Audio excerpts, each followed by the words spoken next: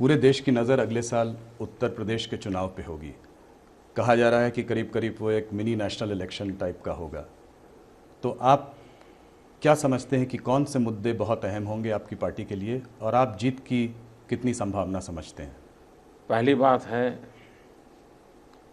हमारे देश का दुर्भाग्य है कि हम कुछ भी करें, कुछ भी सोचें, उसको चुनाव से जोड़ दिया जाता है। जहां 1.25 साल के बाद चुनाव होने वाले हैं, फिर भी अगर आप कुछ करते हो तो कहते हो वो उस चुनाव के लिए कर रहे हो। तो ये पॉलिटिकल पंडित जो सुपर पॉलिटिकल पंडित है, उनके दिमाग में से राजनीति जाती रही है। प्रत्यक्ष 24 घंटे राजनीति करने वालों से ज़्यादा एयर कंडीशन कमरे में बैठे हुए सुपर पॉलिटिशियनों की राजनीति ज़्यादा तेज चलती है। हमारे देश में दुर्भाग्य से लगातार चुनाव चलते रहते हैं, कभी यहां तो कभी वहां, चुनाव चुनाव चुनाव चलते रहते हैं। और उसके कारण हर निर्णय को चुनाव के तराजू से तोला जाता है, हर बात को, हर विचार को चुनाव के तराजू से तोला जाता है। जितना जल्दी हम देश को चुनाव के संदर्भ में देश चलाने और राज्य चलाने की बातों से जोड़कर रखा है, हमारा बहुत नुकसान हो रहा है। समय की मांग है कि हम दोनों को थोड़ा अलग करें। चुनाव जब घोषित हो जाए, तब जब अपना अपना मैनिफेस्टो लेकर के आए, तब चुनाव के साथ जोड़े जाए, उसके पहले क्यों जोड़ते हैं? और मैं तो देख रहा हूं कि पिछले दिनों मुझे जितनी पॉलिटिकल पार्टियां मिली हैं, कोई प्रखरता से और कोई दबी जबान में, हर कोई कहता है कि साहब ये बार बार चुनाव के चक्कर से देश को बाहर निकालिए। क्यों न लोकसभा और विधानसभा के चुनाव साथ साथ हो, उसी समय क्यों न स्थानीय स्वराज के चुनाव हो। हफ्ते 10 दिन के अंदर चुनाव का सारा काम पूरा हो जाए, 5 साल देश चलता रहे, तो कुछ गति आएगी, निर्णय आएंगे, ब्यूरोक्रेसी भी काम करेगी। ये सुझाव सब दूर से आ रहा है, लेकिन ये काम कोई एक दल नहीं कर सकता, सभी दलों को मिलकर के करना पड़ेगा। ये काम सरकार नहीं कर सकती। इलेक्शन कमीशन के नेतृत्व में सभी राजनीतिक दल जब सोचेंगे तब होगा। मेरे विचार कुछ भी हो सकते हैं, लेकिन उससे मैं कुछ कर नहीं सकता हूं, क्योंकि ये विषय लोकतांत्रिक पद्धति से ही होगा। लेकिन मैं आशा जरूर करूंगा कभी न कभी इसकी व्यापक चर्चा हो, बहस हो, क्या अच्छा क्या बुरा, इसमें से अच्छा है तो क्या लेना, बुरा है तो क्या निकालना, ये व्यापक चर्चा का समय आ गया है। जहां तक चुनाव का सवाल है, चुनाव तो आते रहते हैं। आने वाले दिनों में 5 राज्यों के चुनाव होने वाले हैं। उत्तर प्रदेश उसमें एक राज्य है। जहां तक भारतीय जनता पार्टी का सवाल है, वो विकास के मुद्दे पर ही चुनाव लड़ती है, विकास के मुद्दे पर ही लड़ेगी। देश के किसान का भला हो, देश के गांव का भला हो, देश के नौजवानों को रोजगार के अवसर मिले, देश में शांति, एकता, भाईचारा बना रहे, सामाजिक न्याय के प्रति हमारी जो प्रतिबद्धता है वो उजागर हो, एक के बाद एक कदम उठाएं। तो इन सारी बातों को लेकर के देश को आगे बढ़ाना होगा। क्या आपको इस बात की चिंता रहती है कि वहाँ पोलराइजेशन का एक माहौल बन सकता है? हमारे देश में जातिवाद के जहर ने और संप्रदाय की वोट बैंक ने बहुत नुकसान किया है। लोकतंत्र को मजबूत होने में अगर सबसे बड़ी कोई रुकावट है तो वोट बैंक की राजनीति है। पिछले लोकसभा के चुनाव में वोट बैंक की राजनीति का माहौल नहीं था, विकास की राजनीति का माहौल था। समाज के हर तबके ने मिलकर के 30 साल के बाद देश में पूर्ण बहुमत वाली सरकार बनाई। तो समाज का एक बहुत बड़ा तबका अब उस ओर मुड़ चुका है। हो सकता है आने वाले दिनों में उत्तर प्रदेश भी, उत्तर प्रदेश की भलाई के लिए, उत्तर प्रदेश के लोगों की भलाई के लिए विकास को केंद्र में रख करके वोट देने की दिशा में आगे आएगी, ऐसी हम आशा करते हैं। प्रधानमंत्री जी, एक और बहुत बड़ा जो मुद्दा है वो है जम्मू कश्मीर का मुद्दा। आज जम्मू कश्मीर झुलस रहा है, आपकी पार्टी भी वहाँ सरकार में शामिल है और स्थिति काफ़ी बिगड़ती जा रही है। आपकी नज़र में वहाँ की समस्या हल करने का क्या उपाय है? एक तो हम जम्मू कश्मीर की जब बात करते हैं तब जम्मू भी है, लद्दाख भी है, बेली भी है। ये एक पूरा चित्र हमने लेना चाहिए। देश आजाद हुआ, भारत का विभाजन हुआ, उसी दिन से इस समस्या के बीज बोए गए हैं। हर सरकारों को इस समस्या के साथ जूझना पड़ा है।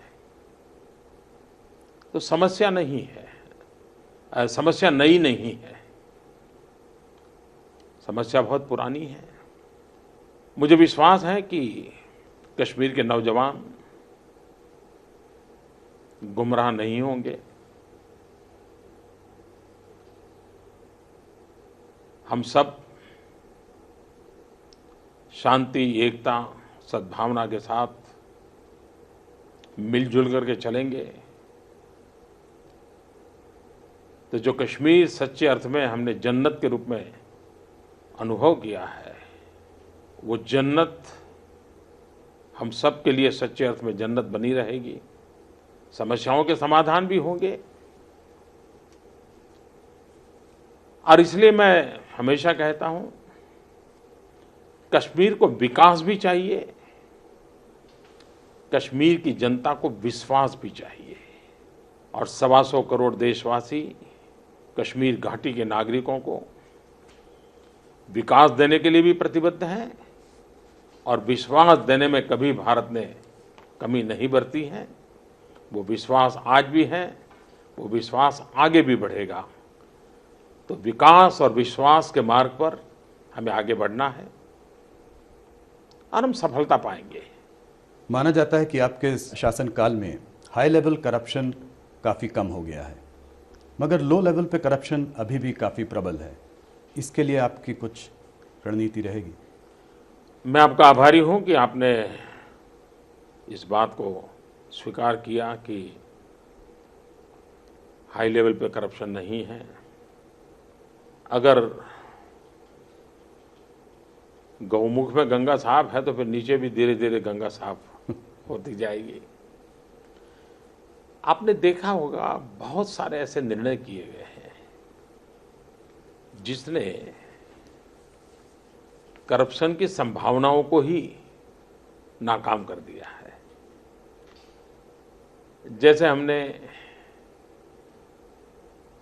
गैस सब्सिडी को डायरेक्ट बेनिफिट ट्रांसफर स्कीम में डाल दिया और उसके कारण जो गोस्ट क्लाइंट थे, जो गलत सब्सिडियां इस्तेमाल करते थे, वो बंद हो गया। चंडीगढ़ में 30 लाख लीटर केरोसिन जाता था। हमने टेक्नोलॉजी का उपयोग किया। जिसके घर में गैस कनेक्शन है, जिसके घर में बिजली है, उसको केरोसिन की ज़रूरत नहीं, और जिसको गैस कनेक्शन नहीं था उनको दे दिया। चंडीगढ़ को हमने केरोसिन फ्री कर दिया। तो 30 लाख लीटर केरोसिन जो कि काली बाजारी में बेचने का कारण था, बंद हो गया। अभी मुझे हरियाणा के मुख्यमंत्री मिले थे, वो कह रहे थे कि नवंबर महीने तक वे 8 डिस्ट्रिक्ट को केरोसिन फ्री कर देंगे। इसका मतलब ये हुआ कि करप्शन जाने के रास्ते होगा। यूरिया, आपको मालूम है कि हमारे देश का किसान हर वर्ष यूरिया के लिए तड़पता था, ब्लैक मार्केट में लेना पड़ता था और काले बाजार करने वालों का बड़ा ठेका था। कुछ प्रदेशों में तो यूरिया लेने के लिए किसान आए तो उसको लाठीचार्ज का भोग बनना पड़ता था, हो हल्ला दंगा हो जाता था। आपने देखा होगा इन दिनों यूरिया की कमी की कोई खबर आती नहीं है। कहीं किसानों की कतार नजर नहीं आ रही है, कहीं लाठीचार्ज नहीं हो रहा है और यूरिया का ब्लैक मार्केटिंग भी नहीं हो रहा है। क्यों नहीं हो रहा है? तो पहले जो यूरिया था वो किसानों के नाम पर से निकलता था, लेकिन चोरी करके केमिकल फैक्ट्रियों में पहुंच जाता था। केमिकल फैक्ट्रियों वालों को ये रॉ मटेरियल के रूप में उपयोग आता था, उसके वो प्रोसेस करके प्रोडक्ट निकालते थे तो उनको सस्ते में यूरिया मिल जाता था। बिल तो किसानों के नाम के फटता था और मलाई केमिकल इंडस्ट्री वाले खाते थे, बिचौलिए खाते थे। हमने यूरिया का नीम कोटिंग कर दिया और नीम कोटिंग करने का परिणाम ये आया कि आज 1 ग्राम यूरिया भी केमिकल फैक्ट्री के रॉ मटेरियल के लिए काम नहीं आ सकता है। इसके कारण जितना यूरिया पैदा होता है 100% वो खेत में ही काम आता है। दूसरा, हमने 20 लाख टन यूरिया उत्पादन बढ़ा दिया। विदेशों से आता है यूरिया, उसका भी हमने नीम कोटिंग कर दिया। इतना ही नहीं, गुजरात में जीएनएफसी ने तो नीम कोटिंग करते समय आदिवासियों को नीम के फली इकट्ठी करने के लिए काम में लगाया, तो उनको रोजगार मिला और अब वो नीम का तेल भी निकालने लगे। और मैंने सुना है शायद 10-12 करोड़ रुपए का मुनाफा उन्होंने नीम के तेल में से भी पाया। तो एक विन विन सिचुएशन वाली चीज जिसको हमने लागू की, तो करप्शन भी गया, कठिनाइयां भी गई। तो एक प्रकार से नीचे के करप्शन में भी अगर हम टेक्नोलॉजी का उपयोग करेंगे, नीति आधारित कामों को करेंगे, अकाउंटेबिलिटी पर बल देंगे, तो जो ऊपर जो आपको अच्छा लग रहा है वो नीचे भी अच्छा लगने लग जाएगा। प्रधानमंत्री जी, लोग कहते हैं कि लुटियंस दिल्ली को शायद आप रास नहीं आए। मेरा सवाल ये है कि क्या आपको दिल्ली रास आ गई? अब जानते हैं प्रधानमंत्री की स्थिति ऐसी होती है कि उसको इस लुटियन कल्चर के साथ कभी मेलजोल का अवसर ही नहीं आता है। तो वो मुझे रास आए या ना आए, वो तो कोई अवसर आता नहीं है। लेकिन जब मैं ये कहता हूं तो इस बात को सोचने और समझने की आवश्यकता है। एक ऐसे लोगों का जमावड़ा दिल्ली के सत्ता के गलियारों में काम करता रहा है और ये लोग कुछ लोगों को समर्पित है। हो सकता है उनके निजी फायदों के लिए होंगे, निजी कारणों से होंगे। और सवाल मोदी का नहीं है। आप इतिहास की तरफ देखिए, सरदार वल्लभ भाई पटेल के साथ क्या हुआ। यही जमात सरदार को एक गांव का सामान्य बुद्धि क्षमता वाला व्यक्ति के रूप में ही पेश करता रहा। मुरारजी भाई के साथ क्या हुआ। मुरारजी भाई ने क्या काम किया, क्या नहीं किया, कभी दुनिया को पता ही नहीं चलने दिया। वो क्या पीते थे इसी की चर्चा करते रहे। देवेगौड़ा जी का क्या हुआ। एक किसान का बेटा प्रधानमंत्री बना था, लेकिन पहचान यही बना दी गई, सोते रहते हैं, जहां देखो सोते रहते हैं। और अंबेडकर जी के साथ क्या हुआ।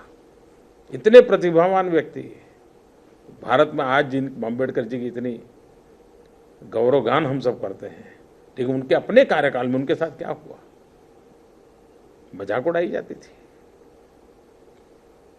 चौधरी चरण सिंह के साथ क्या हुआ, उनकी मजाक उड़ाई जाती थी। तो मेरी एक मजाक उड़ाई जाती है, मुझे बड़ा भला बुरा कहा जाता है, मुझे बहुत आश्चर्य नहीं होता है। क्योंकि ये कुछ ठेकेदार हैं जो कुछ लोगों को समर्पित हैं। वे शायद इस देश की जड़ों से जुड़े हुए इंसानों को कभी स्वीकार नहीं करेंगे। और इसलिए मैंने भी ऐसी जमात को एड्रेस करने में अपना टाइम खराब नहीं करता हूं। 125 करोड़ देशवासी, उनके सुख दुख ही मेरे लिए इतना बड़ा काम है कि मैं अगर इस लुटियन दुनिया में न भी जुड़ा तो कुछ कमी नहीं रहेगी। तो अच्छा ही है कि मैं देश के 125 करोड़, देश के गरीब, देश का गांव, जैसा मेरा बैकग्राउंड है, मैं उन्हीं के बीच जीता रहूं, उन्हीं के बीच जुड़ा रहूं, और उससे मैं देश का जितना भला कर पाऊंगा करता रहूंगा। मोदी जी, मीडिया सर्कल्स में ये चर्चा है कि अगर आपकी टीआरपी रेटिंग्स या व्यूअरशिप रेटिंग्स डाउन हैं तो सीधे मोदी जी की रैली में चले जाओ, रेटिंग्स बढ़ जाएंगी। फिर भी आपका मीडिया के संग रिश्ता कुछ बिटर स्वीट सा रहा है, कभी हाँ, ज़्यादातर ना। इंडियन मीडिया के बारे में आपकी क्या राय है? पहली बात है कि मैं आज जो कुछ भी हूं उसमें मीडिया का बहुत बड़ा कंट्रीब्यूशन है। और इसलिए मेरे विषय में जो छवि है वो सही नहीं है। मेरे लिए ये शिकायत हो सकती है कि मोदी जी चलते फिरते बाइट नहीं देते हैं, मोदी जी विवादास्पद मसाला नहीं देते हैं। इंटरव्यू भी बड़ी कठिनाई से तो लेते हैं। ये शिकायत तो बहुत स्वाभाविक है।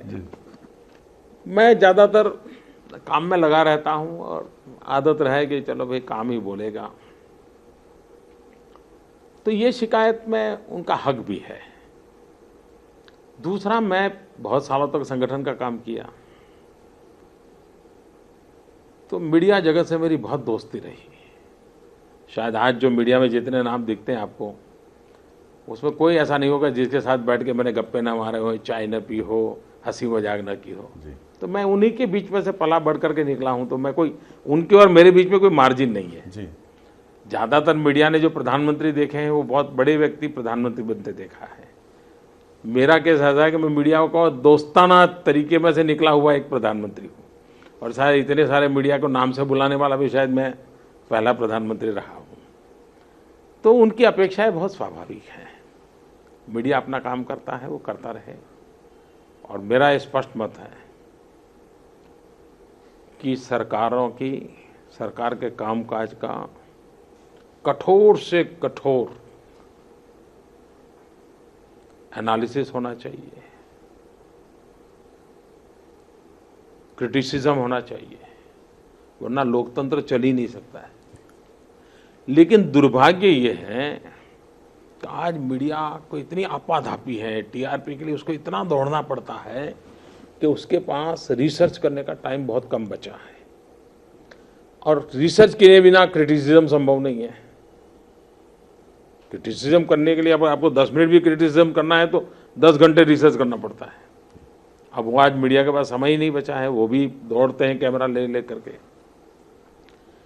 और क्रिटिसिज्म न होने के कारण आरोपों की तरफ चले जाते हैं सब लोग, तू मैं की तरफ चले जाते हैं, और उसके लोकतंत्र का भी नुकसान होता है। और सरकारों में सुधरना चाहिए, जो एक डर पैदा होना चाहिए, वो डर भी निकल जाता है।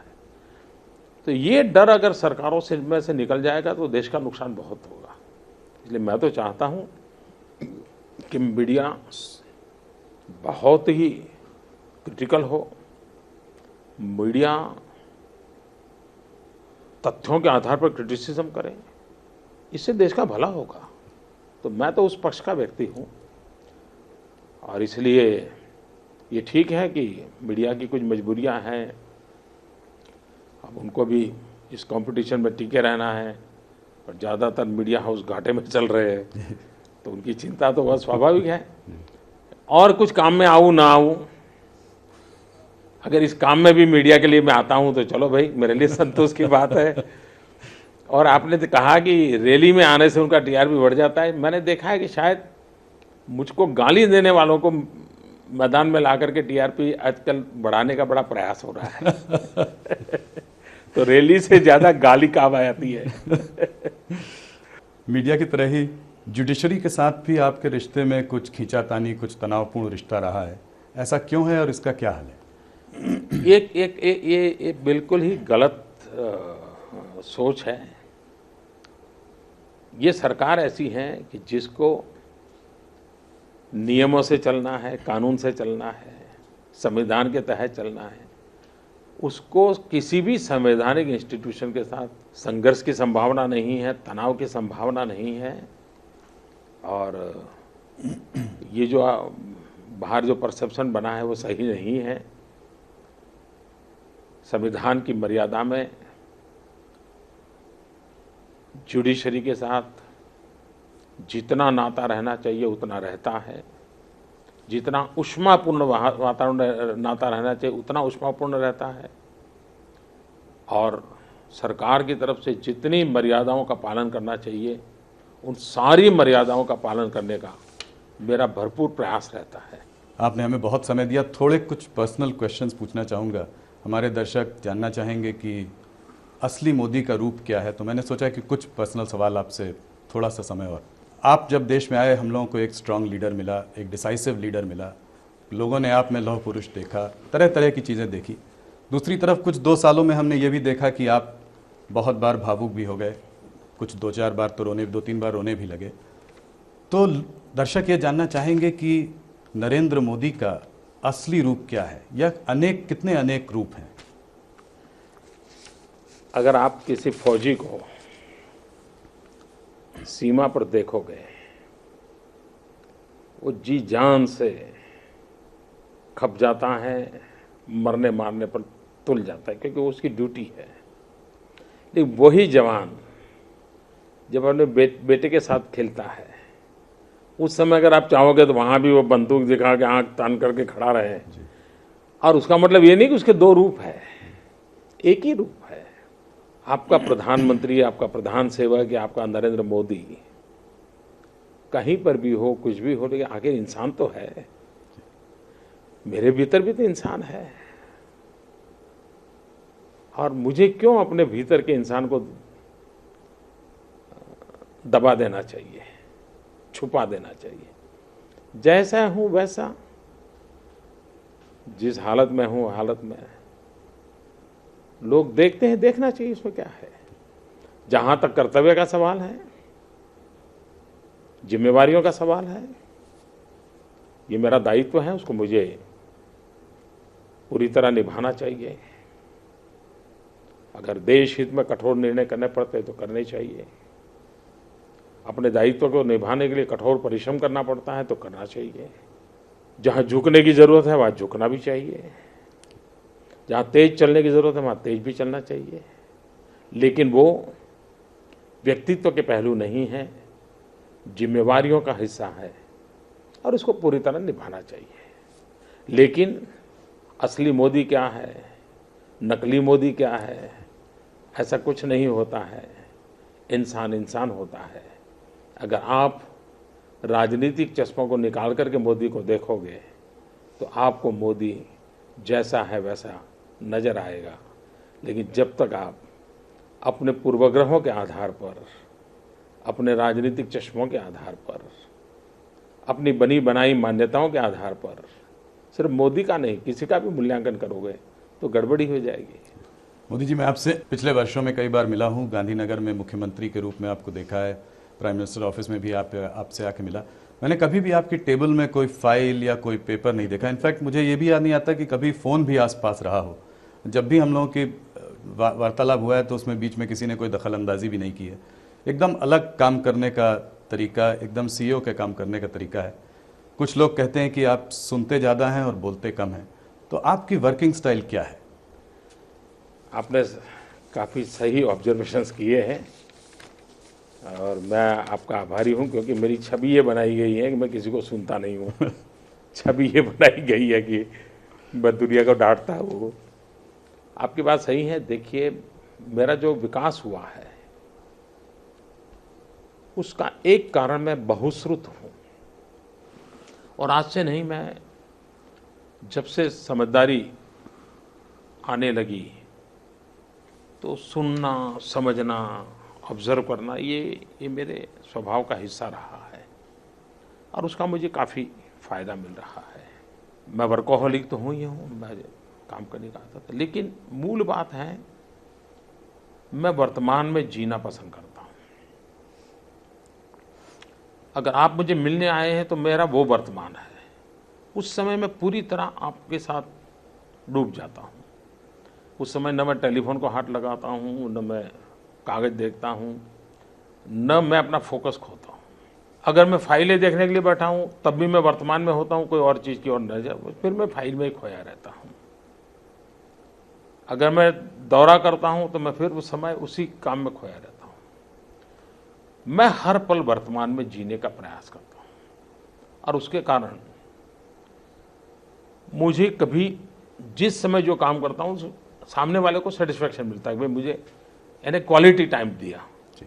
सिर्फ टाइम दिया ऐसा नहीं, क्वालिटी टाइम दिया, ये उसको रहता है। दूसरी बात है कि अपने काम को न्याय देना चाहिए, ये मेरा हमेशा प्रयास रहता है। सीखना चाहिए, समझना चाहिए। और 5 साल पहले हमारे जो विचार थे वो शायद आज उपयुक्त न भी हो, तो छोड़ने की हिम्मत चाहिए, अपने आप को बदलने की हिम्मत चाहिए। अपने ही पुरानी चीज़ों को बोझ लेकर के चलना चाहिए, ये मेरे नेचर में नहीं है। तो उसके कारण मेरा काम करने का तरीका इस प्रकार का डेवलप हुआ है। रणवीर जी, लोग कहते हैं कि आप 16-18 घंटे काम करते हैं, एक बहुत पनिशिंग शेड्यूल है आपका, रिलैक्स कैसे करते हैं? ऐसा है, मेरा काम ही मेरा रिलैक्सेशन है। आप भी देखिए, काम से कभी थकान नहीं लगती जी। काम न करने की थकान होती है। अगर आपको 10 चिट्ठियां लिखनी है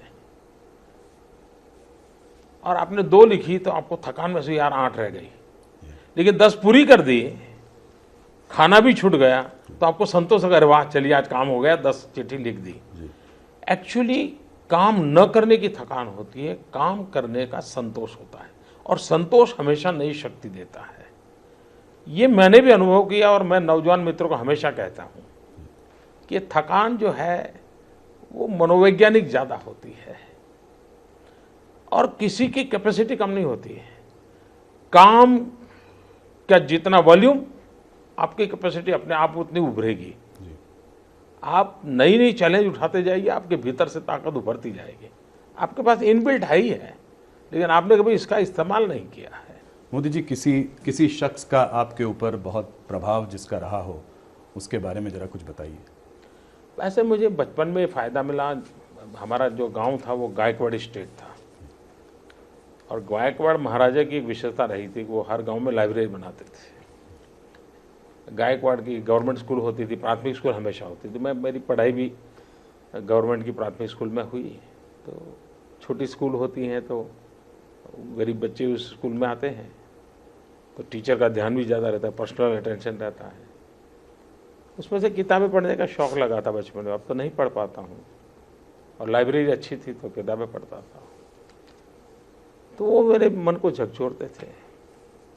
बाद में मैं 12, 13, 14 साल की उम्र में स्कूल में ऑरेटरी वक्तृत्व स्पर्धा में भाग लेने लग गया।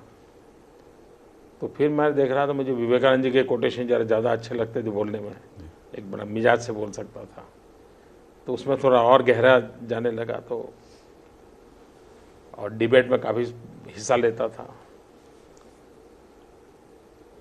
हिंदी भाषा पर भी मुझे ज़्यादा रुचि बढ़ने लग गई। तो एक प्रकार से कह सकता हूँ कि विवेकानंद जी का विचारों का प्रभाव काफ़ी रहा मुझ पर, अभी भी शायद वो रहता होगा। मेरा आखिरी सवाल, भारत के इतिहास में नरेंद्र मोदी खुद को कहाँ पाते हैं? जो इंसान वर्तमान में जीने का शौकीन हो, वो इतिहास की चिंता क्यों करे? और जीवन में कभी भी ऐसी गलती नहीं करनी चाहिए कि अपने लिए कुछ करें। देखिए, हमारे देश का दुर्भाग्य ये रहा है कि सरकारों ने भी अपनी छवि बनाने की भरपूर कोशिश की,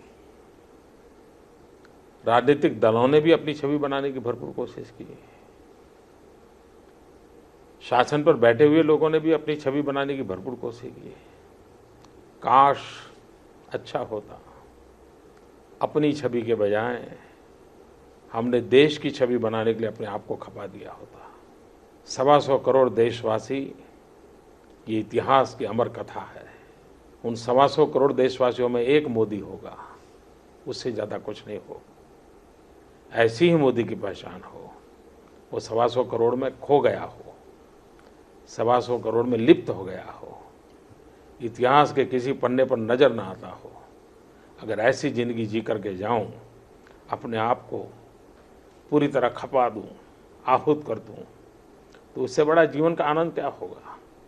यही खुशी होगी। मोदी जी, आपका बहुत बहुत धन्यवाद। आपने हमारे बहुत सारे सवालों का जवाब दिया, बहुत समय दिया। आपको पता ही है, ये मेरा पहला in front of camera interview है। 20 साल से मैं पत्रकार हूँ, पर पहली बार टीवी में इंटरव्यू लेने की हिम्मत की। And it is indeed my privilege and an honor that I interviewed you as the Prime Minister of the country. Thank you for doing this, and we wish you all the very best. आप तो आर्थिक जगत के रहे हैं, आपका चिंतन मनन आर्थिक क्षेत्र का रहा है, फिर भी आपने आज राजनीति का भी काम कर लिया।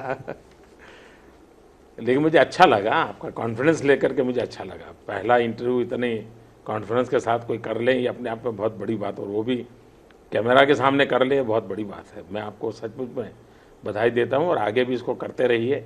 आपके पास आप इंटरव्यू देते भी रहिएगा। सिर्फ मेरी मत कीजिए, औरों का कीजिए, औरों का कीजिए। ये है, देश में बहुत लोग हैं, राजनेताओं से ज़्यादा बहुत लोग हैं जिसका हमने इंटरव्यू करना चाहिए। मुझे कभी कभी जब चुनाव के समय खास पत्रकार आते हैं, आपका शेड्यूल क्या, जी तो सुबह बेडरूम से निकलते ही वो कैमरा लगा देते हैं, जी क्या नाश्ता किया, क्या किया, वो काफ़ी कहते हैं। कभी कभी मुझे लगता है कि आप जैसे चैनल, ये जो स्पोर्ट्समैन होते हैं, उनकी दिनचर्या देखें साहब। सामान्य मानवी को मालूम नहीं है कि हमारे खिलाड़ी कितना परिश्रम करते हैं, वो नींद पर कितना कंट्रोल करते हैं, खाने पर कितने बंधन स्वीकार करने पड़ते हैं उनको, कैसी कठोर तपस्या करते हैं, 10-10, 12-12 साल करते हैं, तब एक खिलाड़ी तैयार होता है। लेकिन लोगों को मालूम ही नहीं है। कभी आप ये राजनेताओं के पीछे समय खराब करते हो, कभी इन खिलाड़ियों की तरफ देखिए साहब, कैसी तपस्या करके वो आगे आते हैं। वो हार जाए तो भी उसकी तपस्या कम नहीं होती। ये देश के नौजवानों को दिखाना चाहिए। इसलिए अगर आपका इंटरव्यू लेने का शौक है, तो मैं तो सबसे पहले कहूँगा कि आपकी चैनल, ये जो रियो में गए थे, उसमें से 30 लोगों को पसंद करें और उनका पूरा जीवन दिनचर्या देश को दिखाएं। देश में खिलाड़ियों के प्रति एक देखने का तरीका बदल जाएगा। हमारा चैनल CNN न्यूज़ 18 स्पोर्ट्स पे काफ़ी बल देता है, पर ये आपका बहुत अच्छा आइडिया है और इसको हम आगे जरूर बढ़ाएंगे। सचमुच में इससे फायदा होगा, देश को पता चले सर, राजनेताओं के सिवाय भी देश में बहुत हस्तियां हैं, बहुत ताकत पड़ी हुई है। जितना हम और शक्ति और ताकत देंगे, आपका TRP भी बढ़ेगा। Thank you prime minister. मैं बहुत बहुत धन्यवाद, आपके दर्शकों का भी बहुत बहुत धन्यवाद। Thank you.